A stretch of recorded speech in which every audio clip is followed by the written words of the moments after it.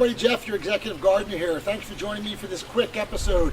Hey, I'm going to give you a close-up of my grapevine. So behind me are these beautiful black Spanish grapevines, and most people think that you can just plant a vine in the soil and then it grows and produces grapes. Not so much. There's a lot to it, but I'm going to show you the process from budding to flowering. And I don't have any yet, but eventually fruit set. So what I'm going to focus in on this is grapevines, what I do to keep a healthy grapevine, and I'll show you the budding process and the flowering process that eventually leads to the fruit set. So I have this black Spanish grapevine. I've got a few other grapevines, but it's the same general process regardless of what grapevine you have. And let me get behind the camera and show you a very good close-up of what the budding process and the flowering looks like from a bunch grapevine. Stay tuned. Let me get behind the camera and show you a close-up. So this is the first part of the grape process that I want to talk about. So here's a vine here. What you'll see here is a vine that goes all the way down the fence. And it's my main vine that comes off from the trunk there, okay? But my point here is that most people don't realize, first of all, grapes it takes about a vine to be about 3 to 4 years old before typically it's in the ground and sets fruit. So this vine here is a 1-year-old vine. So grapes can only be produced from vines that are 1 year old. So this vine, for example, will not produce grapes next year because it'll be a 2-year-old vine. I'm talking about this one. The grapes from next year will come from this vine, which will grow out and will become the new 1-year-old vine and set its own shoots out, okay? It's kind of confusing, but I want to talk about the budding process. So what you'll see here, let me get a close-up of another one. So take a look here. Here's a node, okay? Off of a branch. I hope it comes in relatively clear. That is what budding looks like. And then from each part, once the sugars come up from the roots, spring comes around, the plants start to bud. And then from the bud, they pop out like this. You see here, it pops out another vine and leaf and fruit and so forth, but this is referred to as budding. So all up and down this vine, you see that numerous places, numerous vines budded out that led to these 1-year-old vines here. There's a budding right there. Something came out of there, and there's plenty of fruit. So that's the budding process. Now, let me show you an example of, you'll see a lot of little kind of baby clusters there of grapes, but let me show you, this is actually the beginning of the flowering process. They're actually little nodes or flowers. They're not actually grapes yet. They look like grapes, but they're not. But what happens is eventually they look like this, okay? And there's almost like, you see the little flowers little kind of flowers that pop out of each grape. Let me see if I can get a better one here. And I apologize for the noise. Here's one. That's a good view. So you see it looks like a lot of fuzzy little things are popping out of these grapes here. That's the actual flowering process. And during the flowering process, it then moves from this stage. And most grapes have, they're hermaphroditic, which means they have both organs, male and female, to self-pollinate themselves, like this vine.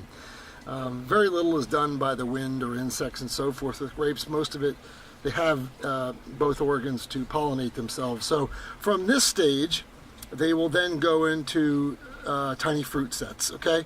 But this is the end of the flowering process. So it starts and looks like this in the flowering process, and then it eventually turns to looking like this, okay?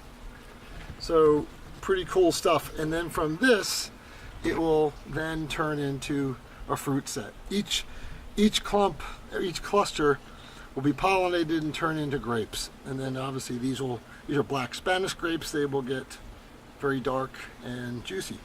So that's how that works. But most people have never seen a close-up of grapes that flower. Most people think these are baby grapes, but they're actually flowers that eventually, again, turn into that and then turn into fruit set. So I didn't want to make this a long, drawn-out episode, but I did want to show folks what flower set looks like what budding looks like on a grapevine. And to get to a point where it flowers, the temperature pretty much needs to be consistently between 60 and 80 degrees.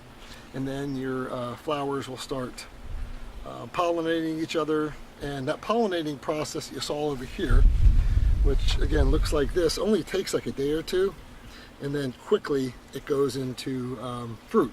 So kind of cool, and just wanted everybody to get a close-up. And there's a few others here. I'll show you what they look like.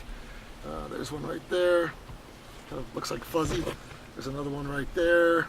Okay, and again that lasts a day or two, and then quickly it goes over to fruit. But you can see just here how many, just unbelievably how many how much it's flowering and how many clusters I will have here. Now the thing about grapes, as most people know, is that the energy of the plant, you got to keep it somewhat thinned down.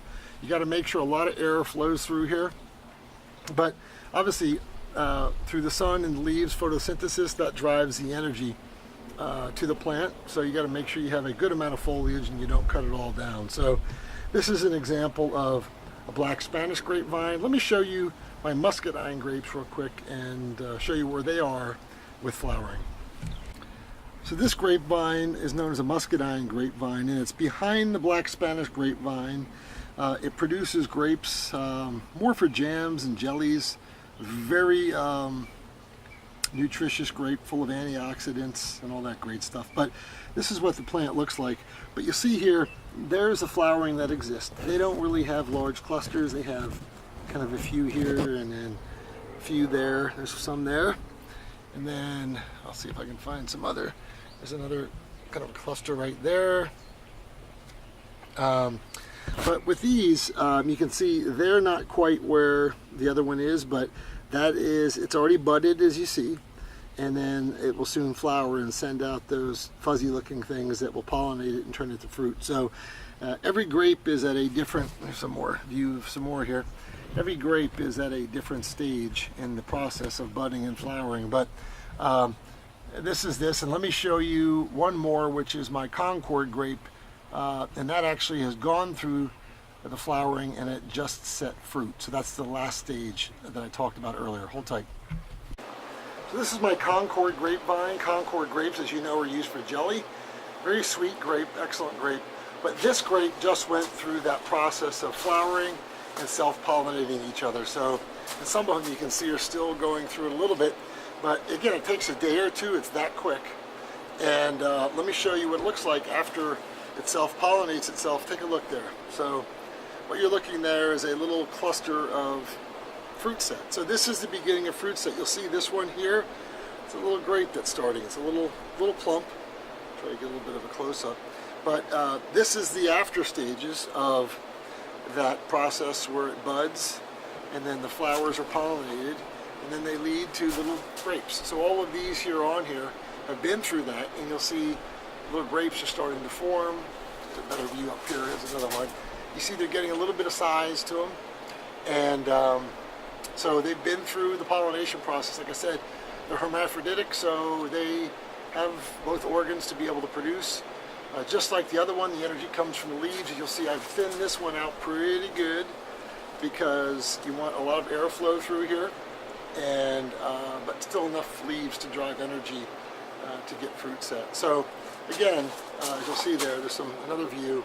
The fruit set has started on this one here, and that's because the pollination that took place. It was only a day or two, like I said, but it goes quick. So I hope this is a good close-up. Most of you don't probably get a very good close-up of grapes and what they look like at the beginning stage of the process. I hope you've enjoyed this quick video on growing grapes and the beginning process of growing grapes.